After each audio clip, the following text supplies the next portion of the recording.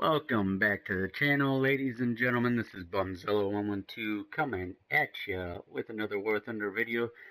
Today's video is going to be another one of my map knowledge and tank tactics tutorial videos. It's going to be on the StuG III F. This tank is a badass tank. It just has to be used properly. A lot of people like to push with it. They like to get overly aggressive, and that's not the wrong answer every time, but what you want to do with this is put it in a nice position, covered position, or at least far enough away from the enemy where they have a very difficult time ranging you in.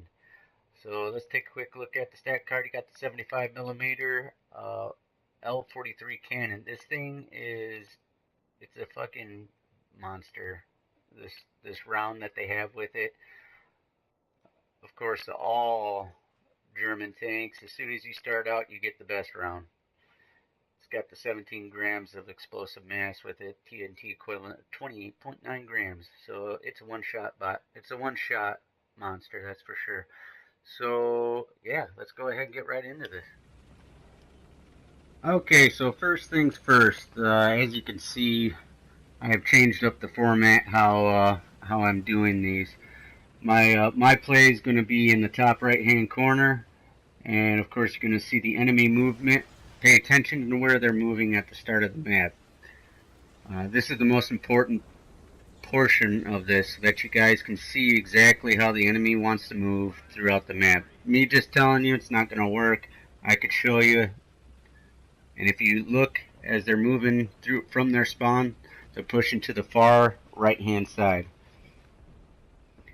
A lot of teams like to do that. And then of course you have the usual sniper position that that they like to use from this side of the map. Eventually I'll do another video where it will be me spawned on the side of the enemy, and it'll show the player movement from the opposite side.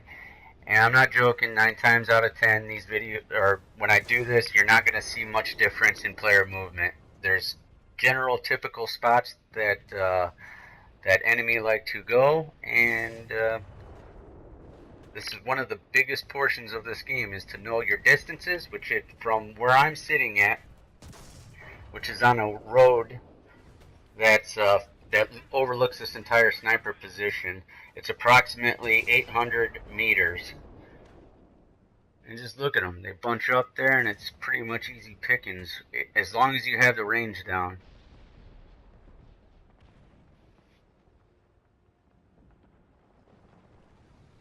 Let me reiterate that again. It's on the road that's just leaving out of the spawn on the left-hand side, as you're leaving from the access spawn.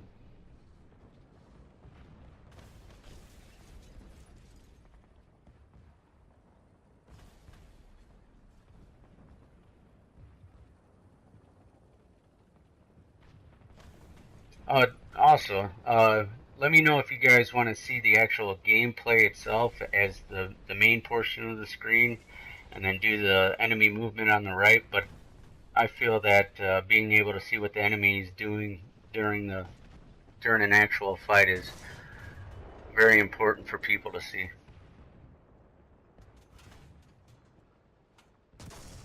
As you can see in the far back of the screen, it's another example of how the enemy likes to use this open pit, or where all this water is, where that canal first starts, as a covered, concealed position. Always be mindful of this location here, especially at the beginning of the match.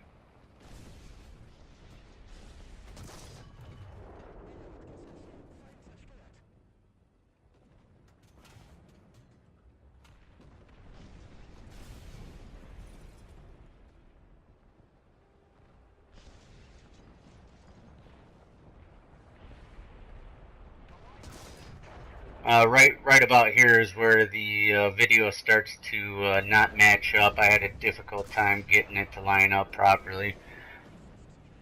It's currently what I'm working with, so if I had better control of what was going on, yeah, it'd be a lot better content wise, at least matched up. But it gets my point across.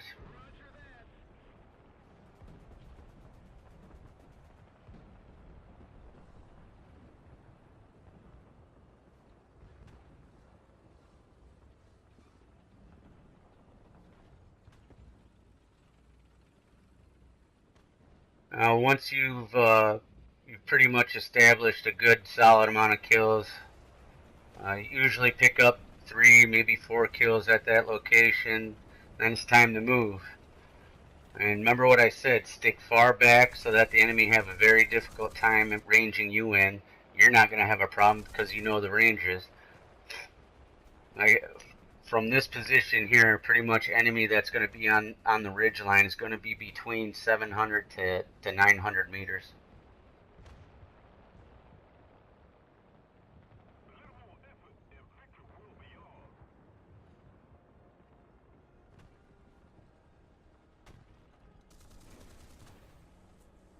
Poor poor little gun truck caught my attention.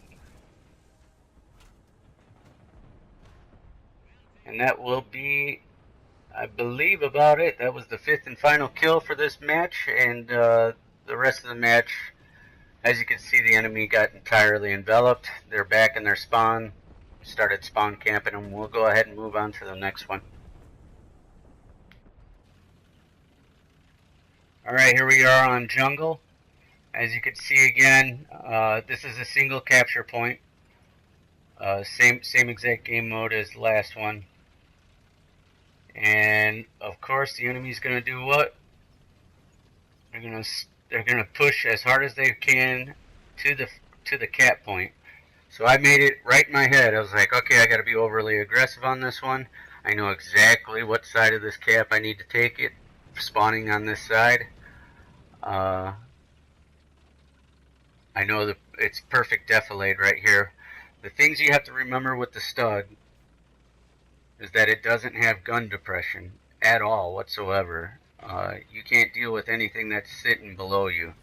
You got to put yourself up over the top of a ridgeline in order to deal with enemies below you. So here's an example of being aggressive, but being aggressive in this situation was absolutely necessary. Push them off the cap, they realize, oh crap, we can't cap it. That's right, Bumzilla here, stop ya.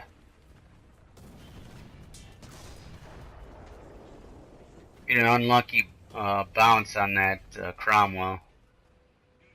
But I noticed that he was moving off to the left, and I know that there's another access point up to the capture point, so I was always mindful of what exactly was happening. Took a quick look, it was like, hi buddy. Gotta love those third-person kills, right?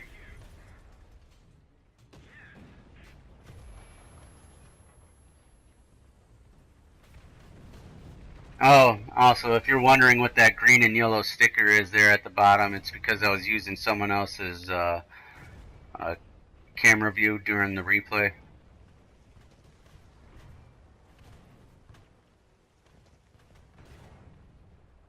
And for the most part, now my only job is to sit tight, use the rocks to my right hand side to keep myself covered.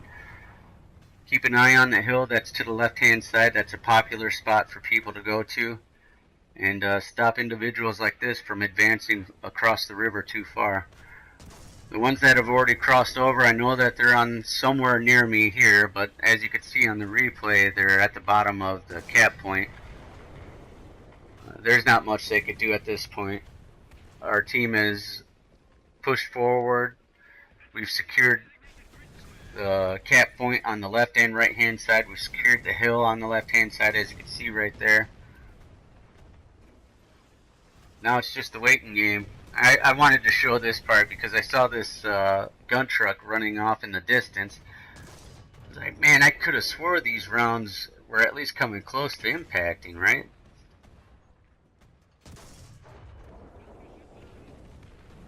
That one went over the top of them.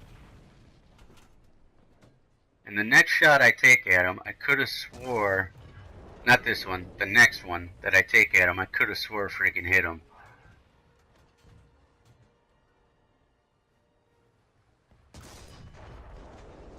But as you can see, it hit the damn hill right there. He winds up getting taken out right here on this beach.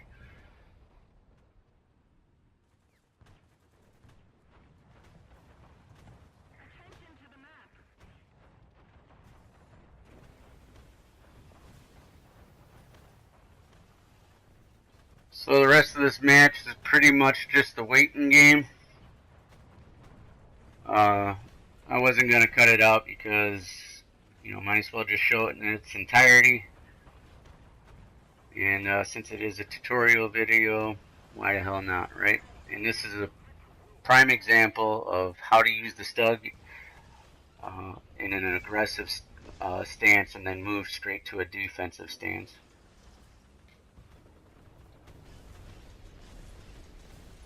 This game, by the way, I think was one of my quickest games I've played. Oh, and one other reason why I left this in here, this whole section in here, is right here, coming up at the end here. And you'll be asking the same question too.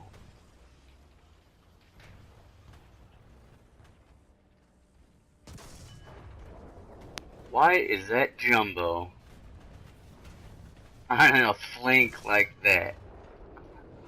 His job's not to sit back in a sniping role. That gun is terrible. It's not the greatest gun for long distance engagements. Well, anyways, I hope you guys learned something in this one. This is Bumzilla112. I'll see you in the next one.